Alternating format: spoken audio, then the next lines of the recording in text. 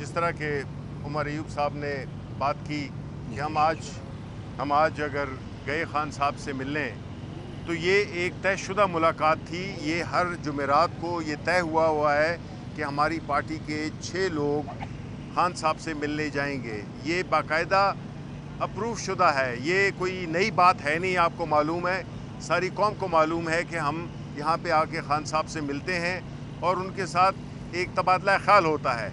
अब हम सियासी जमात, सियासी ऑफिस होल्डर्स हैं, जिसमें कि सेनेट को रिप्रेजेंट कर रहे हैं और नेशनल असेंबली को रिप्रेजेंट कर रहे हैं। ऐसे हालात में अगर 2 पुलिस के एक डिप्टी सुपरटेंडेंट आके वो हमें धमकी देता है कि कानून पढ़ता है कि जी अगर आपने सियासी गुफ्तगू की तो फिर कानून अपना रास्ता लेगा। मतलब क्या है? मतलब यही है कि ये धौस थी और हम न सिर्फ कि एक पार्टी के रुकन हैं, न सिर्फ कि हमारे एक ओहदे हैं, हमारे पास इलेक्ट किया हुआ है MNAs को, अपने उमर अयूब साहब को नेशनल असेंबली में, और हमें इलेक्ट किया हुआ है खैबर पख्तूनख्वा की। हम इलेक्टेड लोग हैं और उसके साथ साथ हम अपने दोनों हाउसेस में रिस्पेक्टिवली लीड कर रहे हैं। अगर इस तरह की बात है तो फिर हमें ये भी कहें कि आप पार्लियामेंट में भी बात न करें, सियासी बात नहीं करें, वहाँ पे भी हमें बात यही करनी चाहिए कि जी आज मौसम का हाल कैसे है, ये आपने जो कमीज़ ख़रीदी है ये कौन सी है। ये बहुत मज़ा का खेज़ बात हो रही है। ये जो नए ज़ाब्ते, नए लोग जिस तरह से एक सियासी माहौल को ख़राब कर रहे हैं, और यही वजह है कि मुल्क आज तबाही के गड्ढे में गिर चुका है। आप लाख तकरीरें करें, आप लाख उम्मीदें दिलाएं, लेकिन जो कुछ ग्राउंड पे हो रहा है, चाहे वो पाकिस्तान के अवाम के साथ हो या उनकी सबसे बड़ी नुमाइंदा जुमात पाकिस्तान तहरीक इंसाफ इमरान खान के साथ जो हो रहा है, तो ये मुल्क नहीं तरक्की कर सकता, ये मुल्क आगे नहीं जा सकता, ये सियासी अदम इस्तेकाम नहीं ख़त्म हो सकता, ये मईशत नहीं ठीक हो सकती। अवाम जो महंगाई के बोझ तले दब गए हैं, उनके लिए आप उम्मीद भी ख़त्म कर रहे हैं। और ये जो इस किस्म के जो आज हुआ है हमारे साथ, ये इस बात को कंफर्म करता है कि जो भी अहले इक़्तिदार हैं वो नहीं चाहते कि इस मुल्क का एक मुस्तकबिल हो, एक रोशन मुस्तकबिल हो। वो यही कानून ज़ोर से, डंडे से इस मुल्क को तबाही की तरफ ले जा रहे हैं। और ये बिल्कुल हमारी जो सियासी जदोजहद है, हमने कानून और आइन के दरमियान रहते हुए अपनी सियासत की है। और आज का ये अप्रूव्ड मुलाकात, उसमें ये कंडीशन डालना कि आप सियासी गुफ्तगू खान साहब के साथ नहीं कर सकते, ये बिल्कुल अनएक्सेप्टेबल है। हम भी इसको अपने फ्लोर ऑफ द हाउस में भी उठाएंगे और हम कोर्ट्स में भी जाएंगे। मैं यहाँ पे अपने तहरीक इंसाफ के जितने एक्टिविस्ट हैं उनको दिली मुबारकबाद पेश करना चाहता हूँ। 13 अगस्त की शब, 14 अगस्त को आपने जश्न आज़ादी, हकीकी जश्न आज़ादी आपने मनाई, और इंशाअल्लाह ताला आपकी इस जस्तुजू की वजह से, और बिलखसूस आपके पंजाब के, सिंध के और बलूचिस्तान, जहाँ पे फस्तैयत का बाजार गर्म था, लोगों को सिर्फ पाकिस्तान का झंडा और PTI का झंडा लहराने के ऊपर उनके ऊपर FIR हुई हैं, जिसको हम लोग कंडेम करते हैं।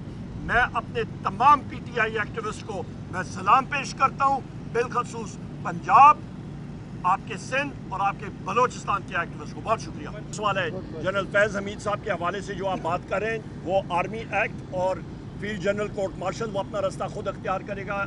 इस डिपार्टमेंट का एक डिपार्टमेंट है आर्मी मुसल्लह अफवाज भी, वो खुद ब खुद अपना रास्ता इख्तियार करेगा और कानून अपना, उनके पास हक है जाने का हाई कोर्ट में। जहाँ तक वज़ीर आज़म इमरान खान साहब की बात है, वो तो वज़ीर आज़म थे और दिलों पे आज भी राइज कर रहे हैं। आप ये देखें कि जिन लोगों को फ़ौज के बारे में मालूम नहीं, DGISI जो है वो अपना चपरासी भी नहीं रख सकता, वो महरून मिन्नत होता है आर्मी चीफ के। DGISI रेडिएटेड पावर लेता है आर्मी चीफ से, उस वक्त आर्मी चीफ थे जनरल बाजवा। तो जो चीज़ें भी हुई हैं तो जनरल बाजवा साहब से पहले पूछें कि जी आपके कमांड के नीचे बैसियत आर्मी चीफ ये चीज़ें क्यों हुई।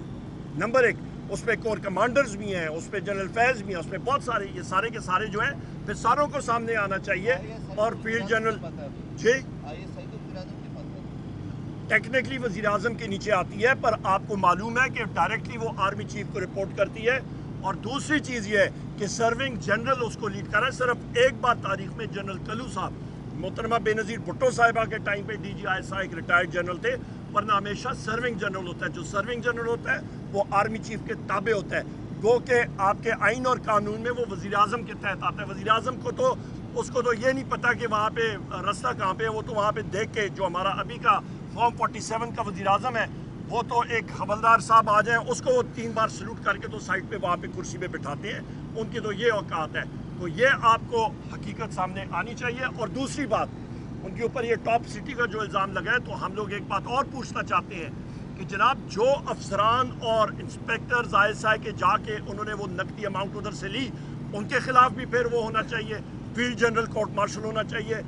फिर हमारे तहरीक इंसाफ के एक्टिविस्ट ख़वातीन और हमारे मर्द लोगों के घरों में उसमें ISI थी, MI थी, IB थी, फील्ड इंटेलिजेंस यूनिट थी, स्पेशल ब्रांच थी। ये जाके वहाँ पे उनके घरों में तोड़ फोड़ हुई है, चोरियाँ हुई हैं। तो उस वक्त के जो भी आपके सरबरान हैं, उन सारों के खिलाफ FIRs और फील्ड जनरल कोर्ट मार्शल होना चाहिए। ख्वाजा आसिफ को तो आर्मी वो है गो के वो उसको कहते हैं डिफेंस मिनिस्टर, उसको तो स्ट्रक्चर का पता नहीं है, दूर दूर से उसका कोई लेना देना ही नहीं है। वो तो अपने घर में उसको कोई GHQ के करीब भड़कने नहीं देता है डिफेंस मिनिस्टर। हकीकत ये है।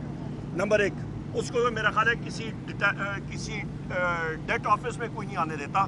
दूसरी अहम बात ये है कि वो एबटाबाद में एक एनिमल ट्रांसपोर्ट है ना, वहाँ पे आपकी जहाँ पे खचरे वो सियाचिन के लिए रखते हैं, वहाँ पे उसको नहीं घुसने दे कोई। नंबर 1। नंबर 2, आप वाली बात, जो DGMI होता है या DGI होता है, वो डायरेक्टली ताबे होता है आर्मी चीफ के। तो लिहाजा जनरल बाजवा से ये सवाल ज़रूर पूछिएगा। बहुत शुक्रिया।